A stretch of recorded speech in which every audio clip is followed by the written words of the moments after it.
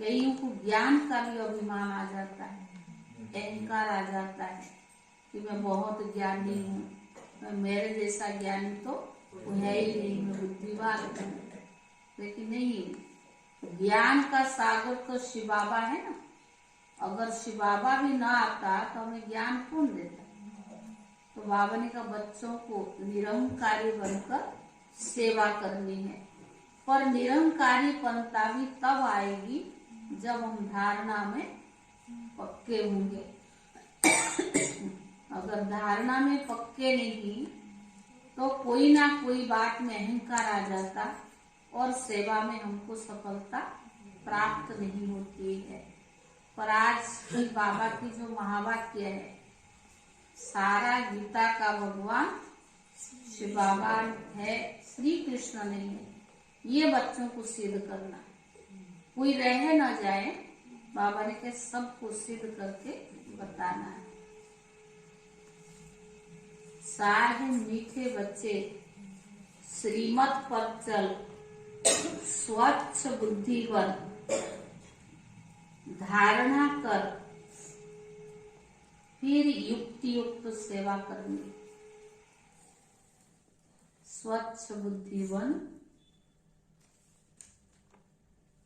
श्रीमत, सारे मीठे बच्चे श्रीमत पर चल, स्वच्छ शुद्ध बुद्धि बन, स्वच्छ और शुद्ध बुद्धि बन, धारणा कर, फिर युक्ति युक्त सेवा करनी है। अहंकार में नहीं आना है, शुद्ध घमंड में रहना है। अहंकार में नहीं आना है, शुद्ध घमंड में रहना है। प्रश्न है, किस एक बात के कारण बाप को इतनी बड़ी नॉलेज देनी पड़ती है? किस एक बात के कारण बाप को इतनी बड़ी नॉलेज देनी पड़ती है? कौन सा? बच्चे की जगह बाप की जगह बच्चे का नाम डाल दिया। बाप के बदले बच्चे का नाम। उत्तर है, गीता के रचयिता निराकार परम पिता परमात्मा को सिद्ध करने के लिए, गीता का रचयिता निराकार परम पिता परमात्मा को सिद्ध करने के लिए बाप तुम्हें इतनी बड़ी नॉलेज देते हैं।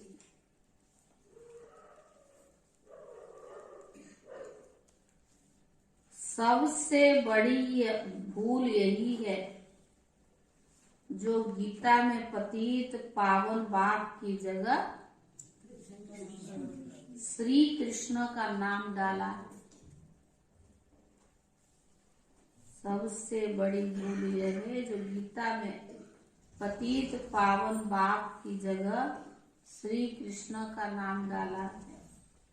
इसी बात को सिद्ध करना है।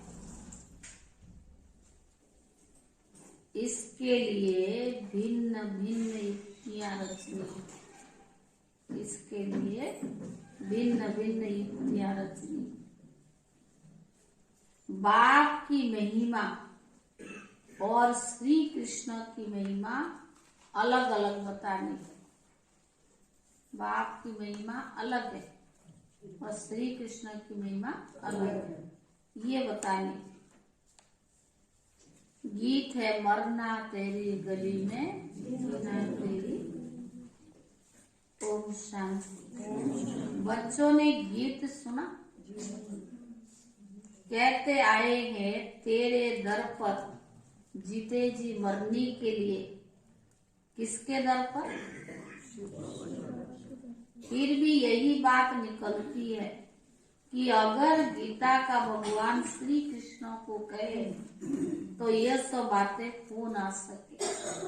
वह है सतयुग का प्रिंस। श्री कृष्ण ने नहीं सुनाई, गीता परमात्मा ने खुद सुनाई। गीता का भगवान शिव बाबा है और उन्होंने ही सुनाई। सारा मदार इस बात पर। एक बात को समझ जाए तो भारत के जो भी इतने शास्त्र है सब झूठे हो जाए। यह सब है भक्ति मार्ग के। इनमें कर्म कांड, तीर्थ यात्रा, जप तप आदि कहानियां लिखी हुई है। भक्ति मार्ग में तुम इतनी मेहनत करते आए हो, तो बाबा ने कहा वह तो दरकार ही नहीं, यह तो सेकंड की बात है। सिर्फ ये एक बात सिद्ध करने के लिए भी बाप को कितनी नॉलेज देनी पड़ती है। प्राचीन नॉलेज जो भगवान ने दे दी है, जो भगवान ने ही दी है वही नॉलेज है। सारी बात गीता पर। आज बाबा ने कहा गीता को ही सिद्ध करना है। परमात्मा ने ही आकर देवी देवता धर्म की स्थापना और अर्थ सहज राजयोग और ज्ञान सिखलाया है। जब वो प्रायरूप है, मनुष्य समझते हैं कि श्री कृष्ण फिर आकर गीता सुनाएगा, परंतु अब तुम इनको अच्छी तरह से सिद्ध करना है कि गीता का भगवान बाबा है। सिद्ध करना है कि गीता परम पिता परमात्मा ने दी है। तो बाबा ने कहा जो ज्ञान का सागर है उसने ही सुनाई है। श्री कृष्ण की महिमा और परमात्मा की महिमा अलग अलग है। वह है सतयुग का प्रिंस, जिसने सहज राजयोग से राज्य भाग्य पाया। पढ़ते समय नाम रूप और ये जो राज्य पाया है तब और है। तो बावन का पहले पतित है फिर पावन बनना है, यह भी सिद्ध करना है। श्री कृष्ण जो है पहले पतित है और अभी पावन बनना है। तो बावन का पतित पावन श्री कृष्ण को कभी नहीं कहेंगे। जन्म मरण में आते हैं ना, तो उनको कैसे कहेंगे? पतित पावन तो एक ही बात है। अब वही श्री कृष्ण की आत्मा जो काली अर्थात श्याम हो गई है, अब फिर से पतित पावन बाप द्वारा राजयोग सिद्ध भविष्य पावन दुनिया की प्रिंस बन रही है। ये सिद्ध कर समझाने में युक्तियां चाहिए। फॉरेनर्स को सिद्ध कर बताना है। नंबर 1 है गीता शास्त्र। गीता सर्वशास्त्र सिद्ध, सर्वशास्त्रमयी श्रीमत भगवत गीता माता। सर्वशास्त्रमयी का श्रीमत भगवत गीता माता। अब माता को जन्म किसने दिया? तो बाबा ने कहा बाप ही माता को अडॉप्ट करते हैं। ऐसे नहीं कहेंगे कि क्राइस्ट ने बाइबल को अडॉप्ट किया। क्राइस्ट ने जो शिक्षा दी उनका बाइबल बनाकर पढ़ते रहते हैं। अब गीता की शिक्षा किसने दी? जो पुस्तक बनाकर पढ़ते रहते हैं। ये किसको पता नहीं कि सबका शास्त्रों का पता है। यह तो जो सहज राजयोग की शिक्षा है वो भी किसने दी? ये भी सिद्ध करना है। संगम युग पर बाबा जो सहज राजयोग की शिक्षा देते वो भी किसने दी? दुनिया तो दिन प्रतिदिन तमो प्रधान होती जाती है। यह सब ख्याल स्वच्छ बुद्धि में ही बैठ सकता है। जो श्रीमत पर नहीं चलते उनको धारणा भी नहीं हो सकती। श्रीमत कहेगी तुम बिल्कुल समझा नहीं सकते।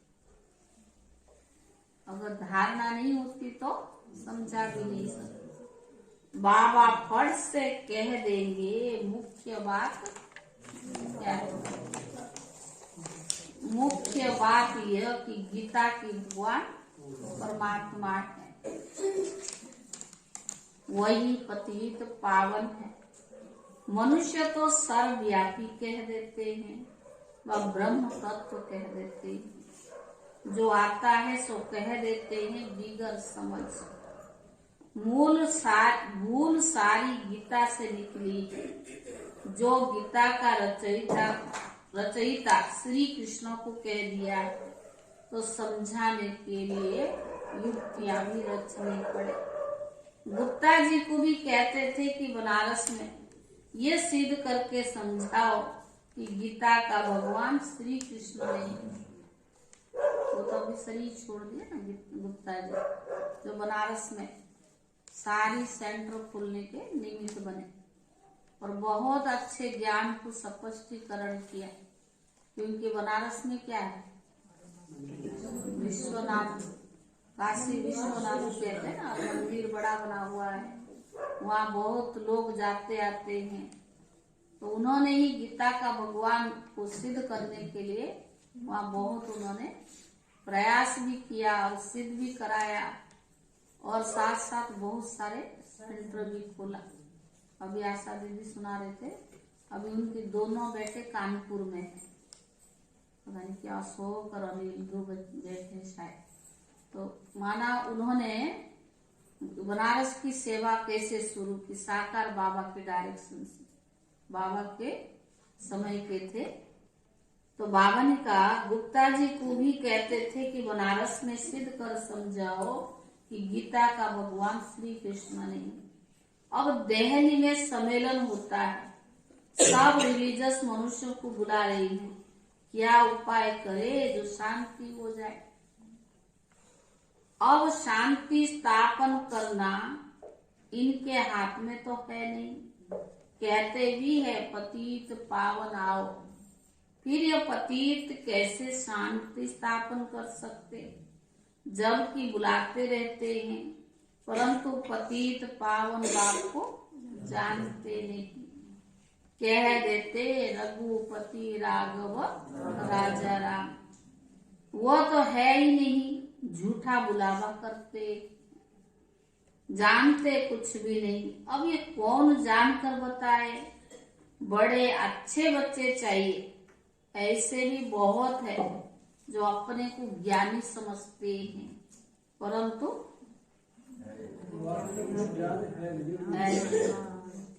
कुछ है ही नहीं, खाली बड़बड़ करने से थोड़ा हो जाएगा। तो बाबा ने कहा परंतु कुछ है नहीं, मिसाल है ना। कौन सा मिसाल,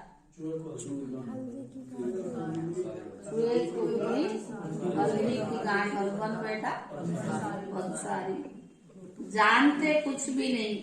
अब ये कौन जाकर बताए, बड़े अच्छे बच्चे चाहिए।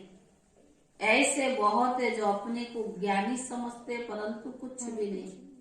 मिसाल है, चूहे को मिली हल्दी का गांठ, बन बैठा पंसारी। नंबर वार है, इसमें भी बड़ी युक्ति चाहिए जिससे सिद्ध हो जाए। गीता भगवान ने रची है, वो कह देते कोई है तो सब भगवान है।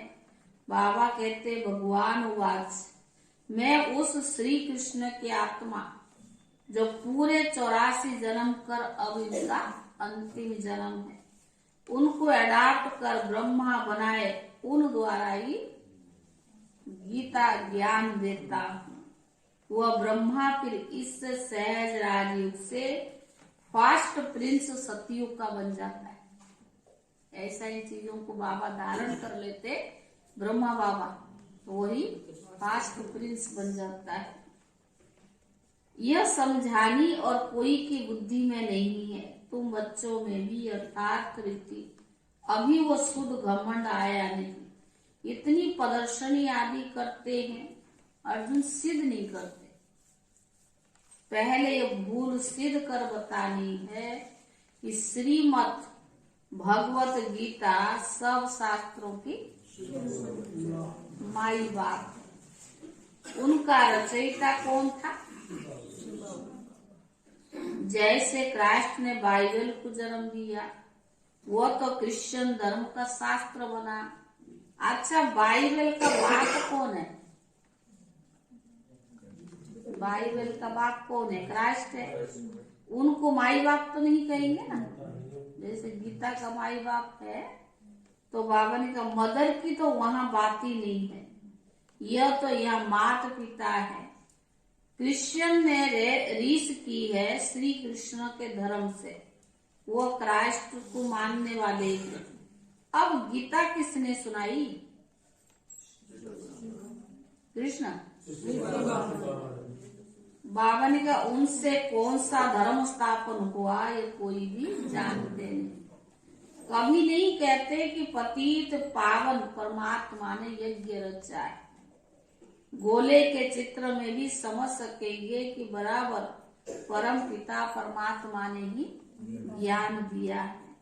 राधे कृष्ण तो सतयुग में बैठे हैं, उन्होंने पहले अपने को ज्ञान नहीं दिया, वो तो पुरुषार्थ करके बने ना।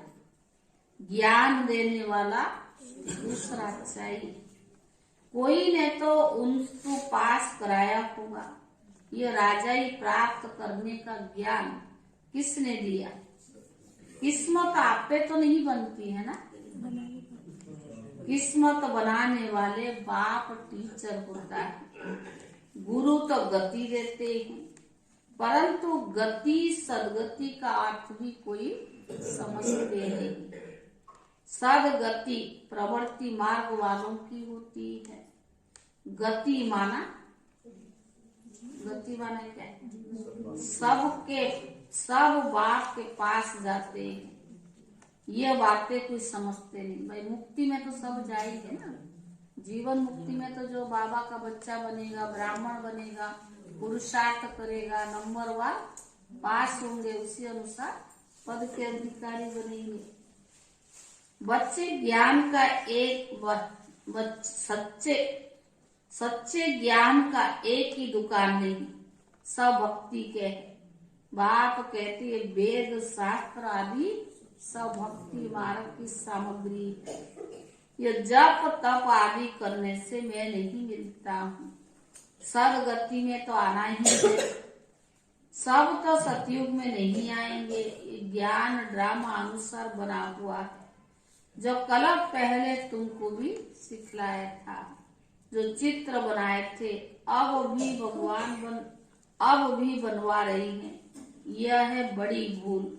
ये सिद्ध हो जाए फिर तो क्या सिद्ध हो जाए? पिता का भगवान शिव बाबा है। तो बाबा ने कहा ये सिद्ध हो जाए फिर युक्ति से चित्र बनाएंगे। कहते 3 धर्मों का टांग पर सृष्टि खड़ी है।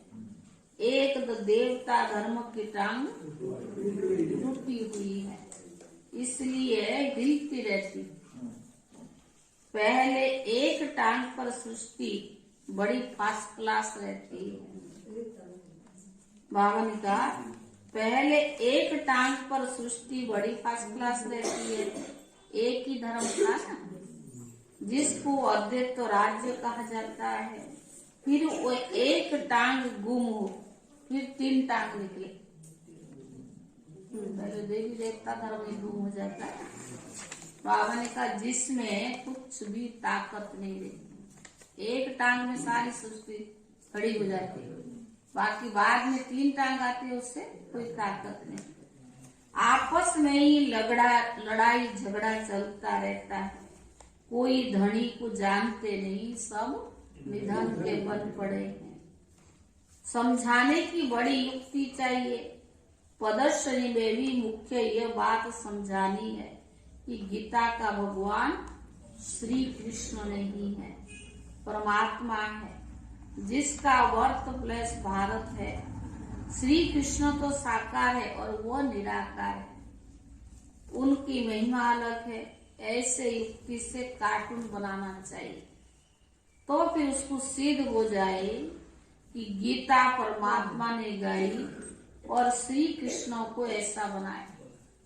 भगवान ने ऐसा गीता सुनाई तो अपनी गीता सुनाकर श्री कृष्ण जैसा बना ली।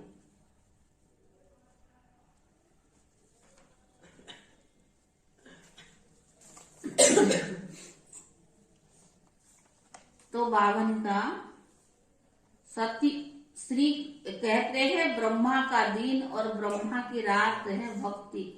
अभी यह रात सतयुग स्थापन करने वाला कौन है? ब्रह्मा आया, कहाँ से आया? सूक्ष्म वतन में भी कहाँ से आया?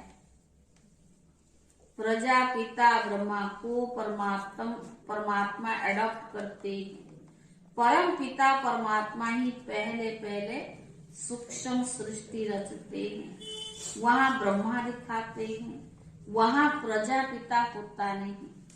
प्रजापिता ब्रह्मा कहाँ से आया? आज बाबा ने कहा कि सारे सिद्ध करके बताने हैं। पूरी गीता का ज्ञान को स्पष्ट किया है। अभी मधुबन में भी तो 3 दिसंबर को गीता जयंती मना रहे हैं। जैसे सिद्ध करना है लोगों को, ये बातें कोई समझ ना सके। श्री कृष्ण ने अंतिम जन्म में इनको परमात्मा ने अपना रथ बनाया, ब्रह्मा को एडॉप्ट किया, अपना रथ बनाया। ये किसकी बुद्धि में नहीं है, ये बड़ा भारी क्लास है, क्योंकि सारा तो इसी के ऊपर है ना। तो बाबा ने कहा टीचर जानते हैं स्टूडेंट कौन सा है, तो क्या बाप नहीं समझते होंगे? ये बेहद का बाप का बेहद का क्लास है। यहाँ की बातें ही निराली है।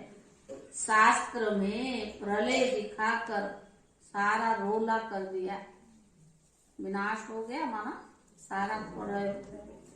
तुम जानते हो श्री कृष्ण ने गीता नहीं सुनाई है, उसने तो गीता का ज्ञान सुनकर ही राज्य पद को प्राप्त किया। तुमको सिद्ध करके बताना है कि गीता का भगवान शिव है, उनके गुण यह है।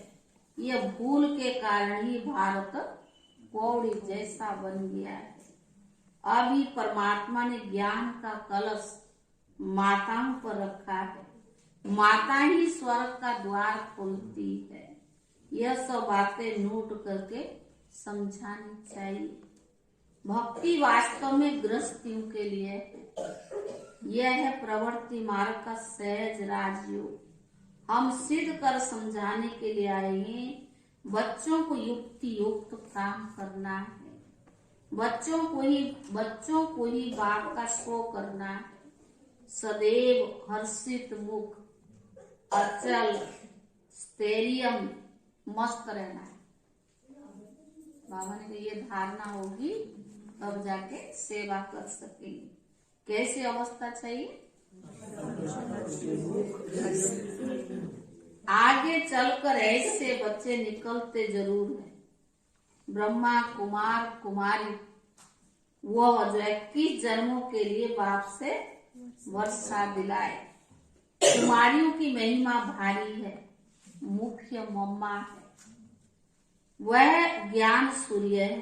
ये गुप्त मम्मा है, यानी ब्रह्मा बाबा। इस राज को मुश्किल ही कोई समझते हैं। मंदिर भी उस मम्मा के हैं। इस गुप्त बूढ़ी मम्मा का कोई मंदिर नहीं। ब्रह्मा बाबा हाँ एक है। ये माता पिता कमाई है। श्री कृष्ण तो सतयुग का प्रिंस है। गीता के भगवान की महिमा अलग है, क्योंकि वो पतित पावन लिबरेटर गाइड है। तो बाबा ने कहा परमात्मा की महिमा बिल्कुल अलग है। एक कैसे हो सकते हैं? मुख्य बात यह है कि गीता किसने सुनाई? वेद शास्त्र आदि सब गीता के बाल बच्चे हैं और सब भक्ति की सामग्री है। ज्ञान मार्ग में होता नहीं। अच्छा मीठे मीठे सिकी ले बच्चों प्रति माता पिता बाप दादा का याद प्यार और गुड मॉर्निंग। रूहानी बाप की रूहानी बच्चों को नमस्ते। रूहानी बच्चों की तरफ से रूहानी बाप दादा को याद प्यार और नमस्ते।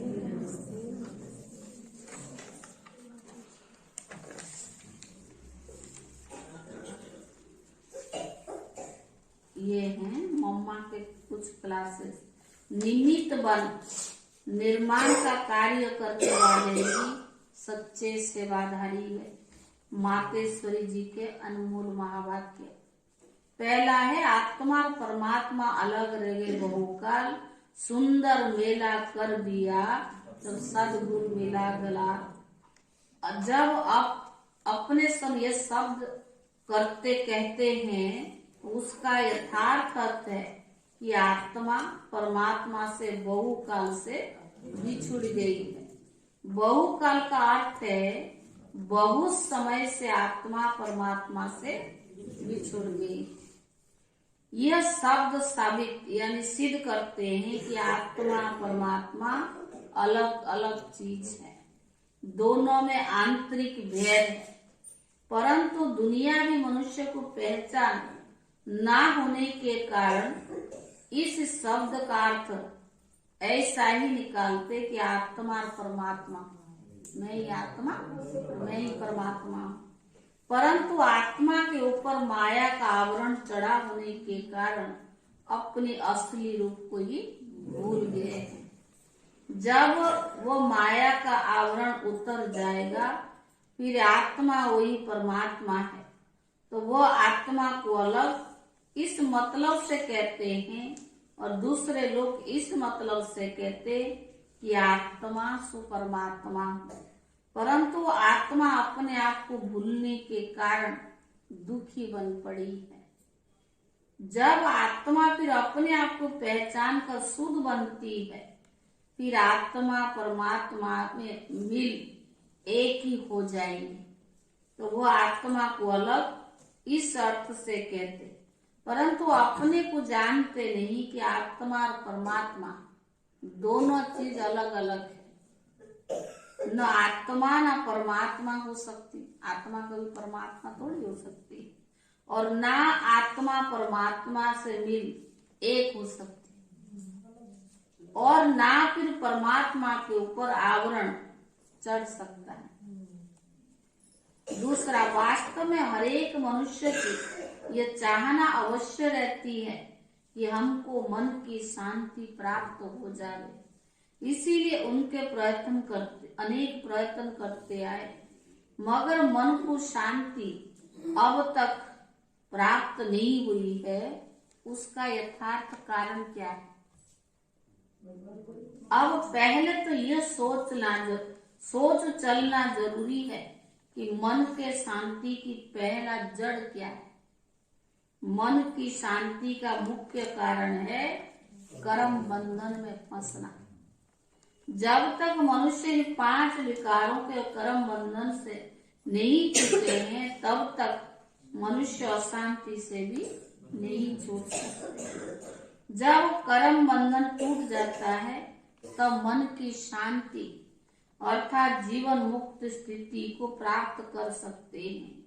अब सोच करना है कि कर्म बंधन टूटे कैसे और उससे छुटकारा देने वाला कौन है, यह तो हम जानते हैं। और कोई भी मनुष्य आत्मा किसी भी मनुष्य आत्मा को छुटकारा दे ही नहीं सकती। यह कर्म बंधन का हिसाब किताब तोड़ने वाला सिर्फ एक परमात्मा है। वही आकर इस ज्ञान और योग बल से कर्म बंधन से छुड़ाते हैं। इसीलिए ही परमात्मा को सुखदाता कहा जाता है।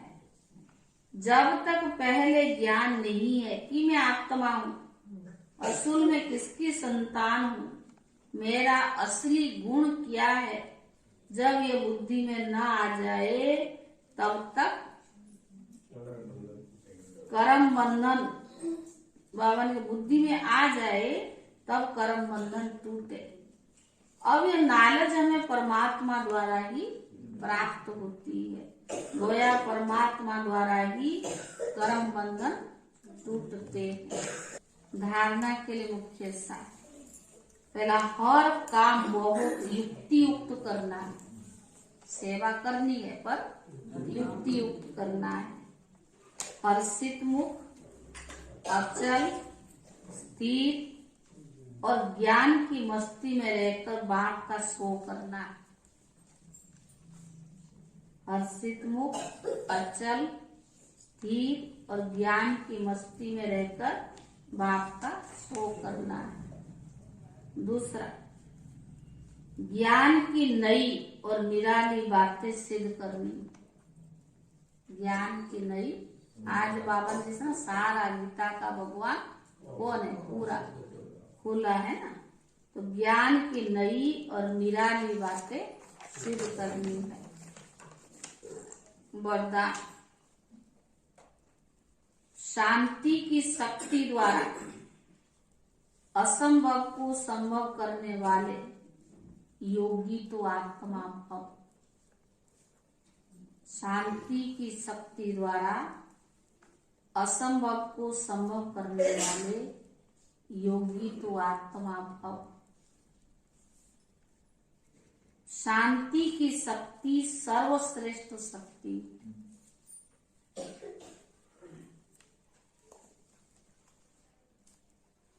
और सभी शक्तियां इसी एक शक्ति से ही निकलती।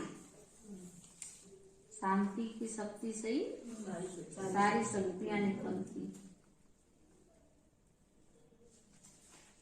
साइलेंस की शक्ति, साइंस की शक्ति भी इस शांति की शक्ति से ही निकली।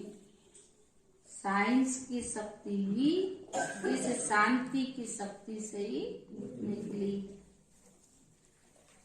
शांति की शक्ति द्वारा असंभव को भी संभव कर सकते।